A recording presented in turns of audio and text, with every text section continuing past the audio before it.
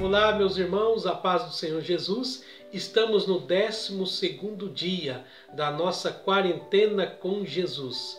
Coincidentemente, hoje é a Páscoa e nós vamos aproveitar o ensejo para estar falando desta celebração tão importante. Eu vou estar lendo aqui alguns textos com vocês que vai nos ajudar a responder algumas perguntas. Primeiro, quando a Páscoa foi instituída? Qual o significado da palavra Páscoa? Em que data foi celebrada a Páscoa? Quem podia participar da Páscoa? E por último, nós vamos falar o que simboliza a Páscoa para nós hoje. Conhecendo melhor esses detalhes, nós vamos entender que a morte e a ressurreição do Senhor Jesus garante para nós não só uma Páscoa feliz, mas uma vida inteira recheada de bênçãos. Amém? Você que tem acompanhado as nossas mensagens, Deus abençoe. Você que está acompanhando pela primeira vez, através da playlist, você pode estar olhando as mensagens anteriores. Dito isso, nós vamos então começar o nosso estudo bíblico hoje, partindo da primeira pergunta. Quando a Páscoa foi instituída? A Páscoa foi uma festa instituída pelo Senhor, no momento em que os israelitas se preparavam para sair do Egito. Nós sabemos que os descendentes de José foram escravizados por mais de 400 anos no Egito, até o momento em que Deus decidiu libertar o seu povo, através da instrumentalidade de Moisés, o seu servo. Deus havia dito para o rei do Egito o seguinte: deixa ir o meu povo para que me sirvam. Êxodo capítulo 5 e o verso 1. Porém, Faraó ignorou a ordenança do Senhor e insistiu nisso. Diante então da teimosia de Faraó, Deus resolveu mostrar que ele é Senhor acima de tudo e de todos, enviando então as 10 pragas ao Egito. Vamos relembrar quais foram as 10 pragas? Está registrado no livro de Êxodo a praga das águas transformada em sangue, praga das rãs, praga dos piolhos, praga das moscas, praga da peste nos animais, praga das úlceras ou sarnas, praga das saraivas, dos gafanhotos, das trevas e, por último, a morte dos primogênitos. Na 10ª e última praga, Deus enviou a morte para ceifar a vida dos primogênitos do Egito, tanto dos homens como dos animais. Por quê? Porque Faraó havia se recusado a entregar o primogênito do Senhor. Êxodo capítulo 4, verso 22 e 23 diz assim: assim diz o Senhor, Israel é meu filho, meu primogênito. E eu te disse, deixa ir o meu filho, para que me sirva. Mas tu recusaste deixá-lo ir. Por isso matarei o teu filho, o teu primogênito. Deus disse que à meia-noite todos os primogênitos do Egito seriam mortos. Porém, a casa dos israelitas estaria protegida. O que eles deveriam fazer? Cada família deveria sacrificar ao Senhor um cordeiro de 1 ano de idade, sem defeito, sem mácula. E o sangue desse animal sacrificado deveria ser aspergido ao redor das portas, pois a casa onde houvesse essa marca do sangue não haveria mortandade. É o que diz Êxodo capítulo 12 e o verso 23. Quando o Senhor passar para ferir os egípcios, verá o sangue da verga da porta e em ambas as ombreiras, e passará aquela porta, e não deixará o destruidor entrar em vossas casas para vos ferir. Como nós vemos, Deus preparou um meio para proteger à casa dos israelitas? A segunda pergunta que eu quero responder hoje, junto com vocês, é essa: qual o significado do nome Páscoa? A palavra Páscoa aparece pela primeira vez em Êxodo capítulo de número 12 e o verso 11, onde Deus falou que aquela cerimônia celebrada pelos israelitas seria assim chamada. Assim, pois, o comereis, os vossos lombos cingidos, os vossos sapatos nos pés e o vosso cajado na mão, e o comereis apressadamente. Esta é a Páscoa do Senhor. Então a palavra Páscoa vem do hebraico pechar, que significa passar por cima ou pular por cima. Porque Deus havia dito que quando viesse ferir os primogênitos do Egito e visse a marca de sangue na porta dos israelitas, passaria por cima daquela casa. E então a mortandade não iria adentrar naquela casa.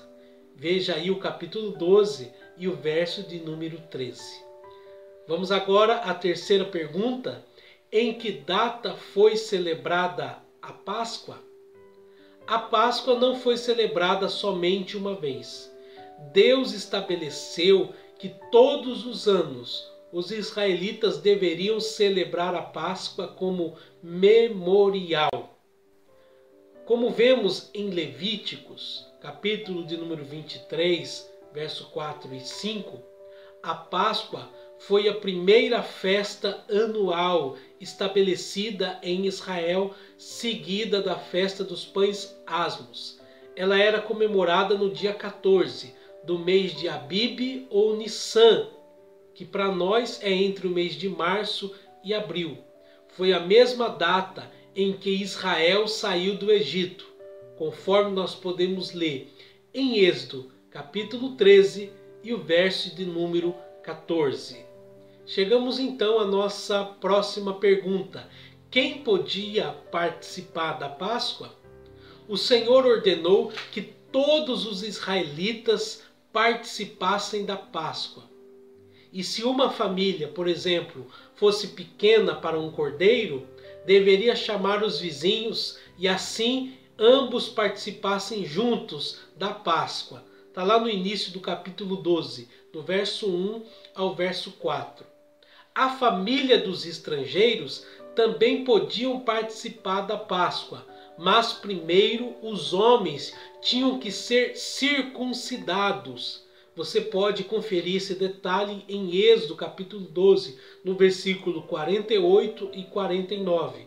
A circuncisão significava pacto com Deus. Ou seja, somente quem tinha aliança, pacto com Deus, podia celebrar a Páscoa. O interessante é que para manter esta aliança e esse pacto com Deus, o povo deveria obrigatoriamente celebrar a Páscoa todos os anos. Quem não obedecesse essa ordem deixava de pertencer à nação israelita. Veja esse detalhe lá no versículo de número 15. Mais tarde, durante a peregrinação no deserto, o Senhor acrescentou que se alguém, por alguma razão, não pudesse participar da Páscoa na data determinada, poderia fazê-lo no mês seguinte.